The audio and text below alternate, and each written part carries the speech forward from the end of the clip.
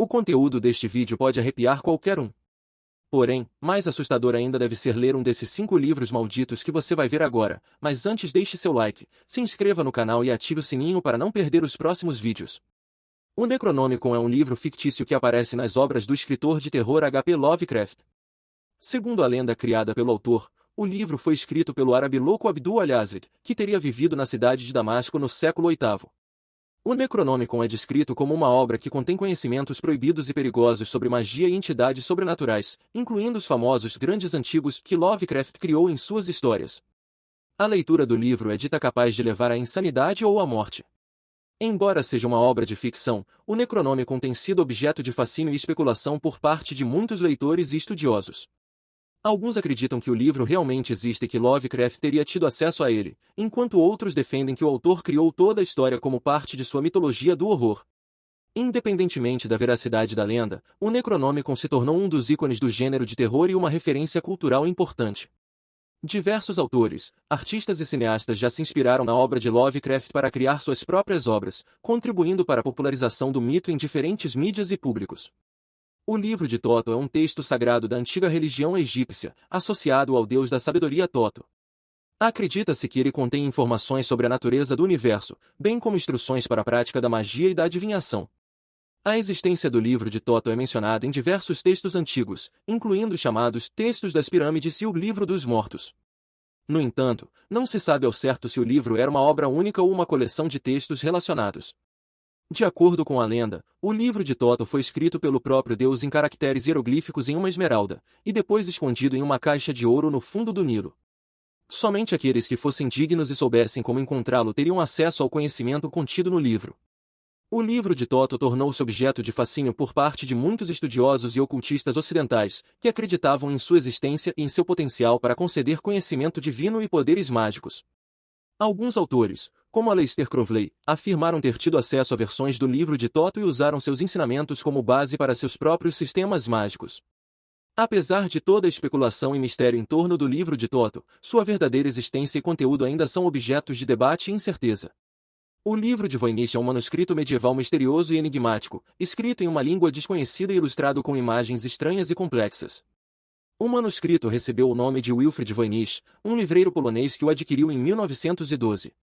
O manuscrito é datado de meados do século XV e contém cerca de 240 páginas escritas à mão, incluindo desenhos de plantas desconhecidas, símbolos astrológicos e figuras humanas. Apesar de muitos estudos e tentativas de tradução, ninguém conseguiu decifrar a língua em que o livro está escrito ou entender o significado das imagens.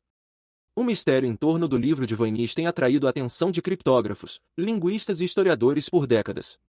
Diversas teorias foram propostas para explicar a origem e o propósito do manuscrito, incluindo a ideia de que ele seja um livro de alquimia, um tratado médico ou uma obra de ficção.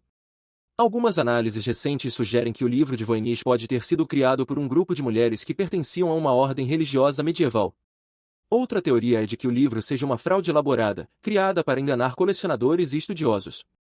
Apesar de todo o mistério em torno do livro de Voynich, ele continua a fascinar e intrigar estudiosos e amantes de enigmas.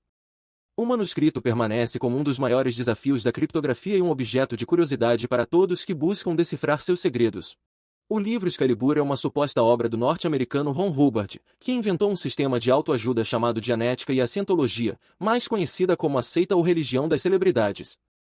Hubbard foi acusado de ter mantido relações com o diabo e com as forças do além, e de contatar entes vindos dos outros mundos. Afirma-se que todos os seus conhecimentos secretos e aptidões excepcionais estão descritos no livro Excalibur. Este livro é tema de várias lendas, mas ninguém sabe se ele realmente existe. É possível que o seu nome esteja ligado à espada do rei Arthur, a que se atribuem frequentemente propriedades mágicas e místicas. O livro Excalibur tornou-se precisamente a quintessência da nova doutrina.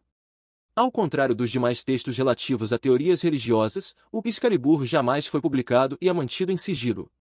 O livro de Dzian é um texto místico e esotérico que supostamente descreve a origem do universo e a evolução da humanidade.